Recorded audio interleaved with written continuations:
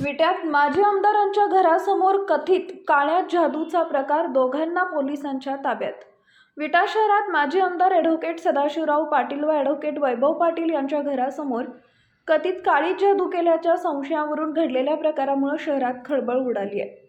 या प्रकरणी 2 जणांना नागरिक व कार्यकर्त्यांनी पकडून विटा पोलिसांच्या ताब्यात दिल्याची माहिती समोर आली आहे। मिळालेल्या माहितीनुसार सोमवार दिनांक 26 जानेवारी रोजी दुपारी सुमारे 3 वाजेच्या सुमारास दुचाकीवरून आलेल्या 2 व्यक्तींमधील एकानं पाटील यांच्या घरासमोर काही वस्तू टाकल्याचा प्रकार घडला।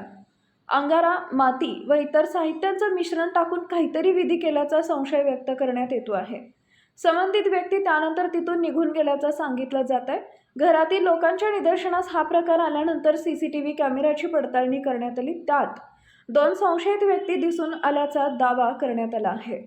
यानंतर स्थानिक नागरिक व कार्यकर्त्यांनी शोध घेऊन एका तथाकथित बंगाली बाबूसह सुनील मेटकरी नावाचा व्यक्ती पकडल्याचा सांगितलं। दरम्यान या दोघांना मारहाण केल्याचा आरोपही पुढे येत असून त्यानंतर त्यांना पोलिसांच्या स्वाधीन करण्यात आला आहे। या घटनेमुळे परिसरात तणावाचं वातावरण निर्माण झाले होते। विटा पोलिसांकडून या प्रकरणाची चौकशी सुरू असून सीसीटीव्ही फुटेजची पडताळणी व संबंधितांचा जाब नोंदवण्याचं काम सुरू आहे।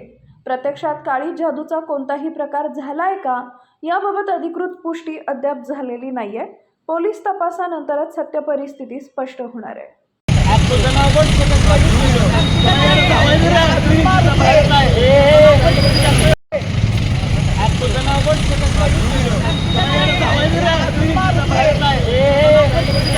न्यूज साठी संदीप जठार, गोंदवले।